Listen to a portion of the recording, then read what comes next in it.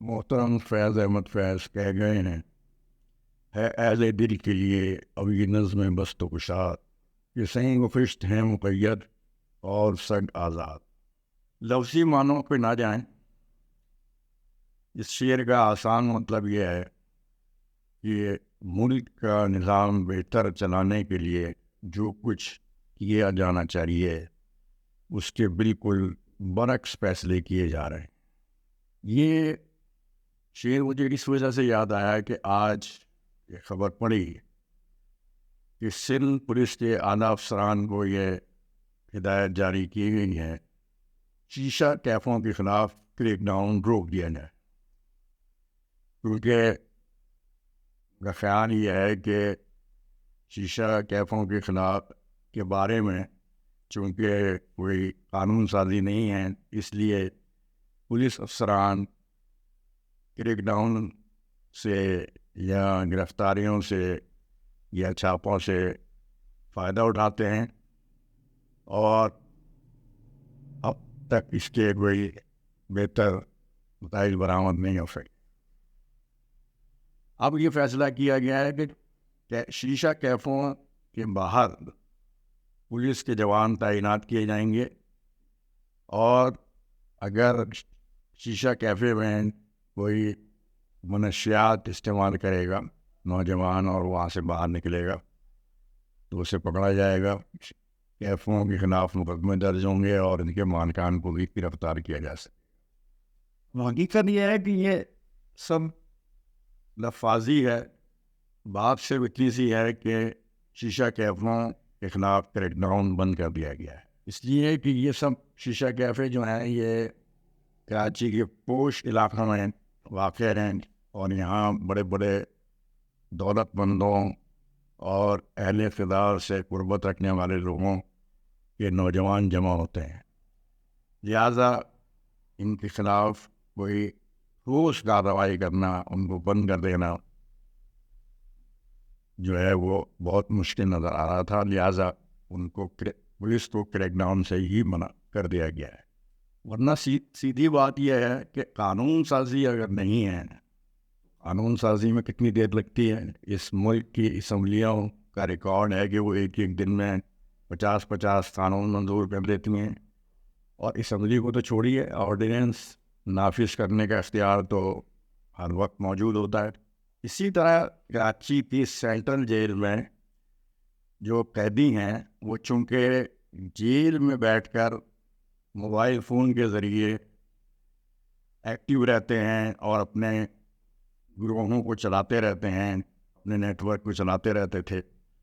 اس لیے جیل حکام نے اس کا آسان حل یہ نکالا کہ جیل کے اندر جیمرز لگا دیے گئے تاکہ وہ فون استعمال نہ کر سکیں۔ حالانکہ جو لوگ پہلے سے ہی قید ہیں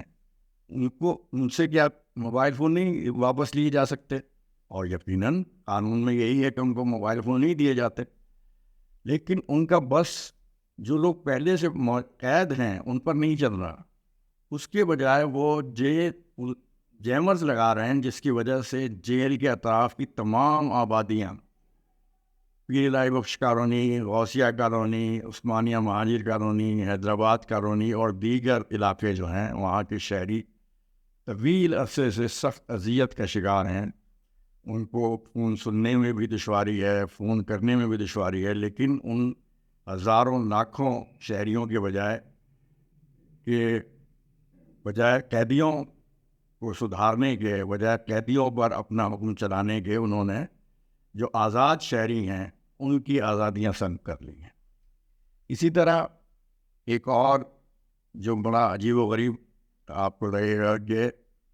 سندھ میں صرف کراچی میں نہیں بلکہ خاص طور پر اندرون سندھ میں آوارہ کتوں کی تعداد بڑھتی ہی چلی جا رہی ہے، غول کے غول نظر آتے ہیں، رات بھر بھونکتے ہیں، دن میں بھونکتے ہیں، جو چھوٹے چھوٹے گھروں میں رہنے والے ہیں ان کے لیے انتہائی اذیت کا باعث بنتے ہیں۔ اس کے علاوہ بے شمار بچوں اور بوڑھوں، مردوں، عورتوں کو کاٹ چکے ہیں، جن میں بہت بڑی تعداد میں لوگ اس اذیت کا شکار ہوئے، اور بہت سارے لوگ سینکڑوں لوگ جو ہیں بچے اور بڑے جو ہے اس کے نتیجے میں ہلاک ہو چکے ہیں, اپنی جان سے جا چکے ہیں. اس کے لیے کیا کیا گیا ہے حکومت کی طرف سے کہ کروڑوں روپے کی دوا ٹیکے منگوائے گئے ہیں کہ اگر کوئی شخص اپنے آپ کو کسی کتے سے کٹوا لے تو پھر اس کو انجیکشن لگائے جا سکیں, اس کا علاج کیا جا سکے. اسی طرح کتوں کی نسبندی کے لیے ویکسین درآمد کی گئی ہے بہت بڑے خرچے سے. یہ سب کچھ ہو رہا ہے, لیکن یہ طے ہو گیا ہے کہ کتا مار مہم نہیں چلائی جائے گی, کتوں کو نہیں مارا جائے گا, کیونکہ ہمارے اہل اقتدار سے قریب طبقہ اشرافیہ اور خاص طور پر ان کی خواتین کا یہ موقف ہے کہ اس سے کتوں کے انسانی حقوق متاثر ہوتے ہیں. میں غلط کہہ گیا, کتوں کے بھلا کہاں انسانی حقوق ہوتے ہیں, بلکہ اب تو انسانی حقوق ہمارے یہاں انسانوں کی بھی نہیں ہوتے. لیکن بہرحال ان کا یہ موقف ہے کہ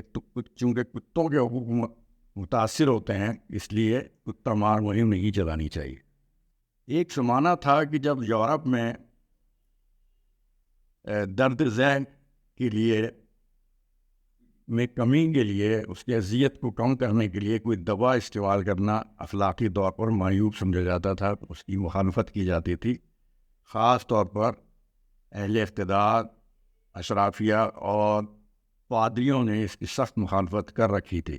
لہٰذا عورتیں اس اذیت سے گزرا کرتی تھیں. ان کا خیال یہ تھا کہ عورتوں کو اس اذیت سے گزرنا چاہیے اور اس کو کم کرنے کے لیے کوئی دوا استعمال نہیں کرنا چاہیے. لیکن جب برطانیہ کا اقتدار ملکہ وکٹوریہ نے سنبھالا اور وہ خود ان مراحل سے گزریں تو یقیناً انہوں نے فوری طور پر حکم جاری کیا کہ یہ دوائیں, ان دواؤں میں بہتری لائی جائے, دوائیں ایجاد کی جائیں اور دوائیں استعمال کی جائیں, اور ساری پابندیاں ختم کر دی گئیں. اور جتنے طبقہ اشرافیہ اور جتنے لوگ تھے اور پادری تھے ان سب کے اعتراضات دھرے کے دھرے رہ گئے. تو اب ہم بھی ایسا لگتا ہے کہ ہمیں بھی یہ دعا یا بد دعا جو بھی آپ اس سے سمجھنا یہ کرنی چاہیے. پاکستان کے عوام کو جو مسائل درپیش ہیں, اللہ کرے کہ ہمارے اہل اقتدار اور ان سے وابستہ افراد بھی ان مسائل سے دوچار ہوں تاکہ ہمارے یہ مسائل حل ہو سکیں.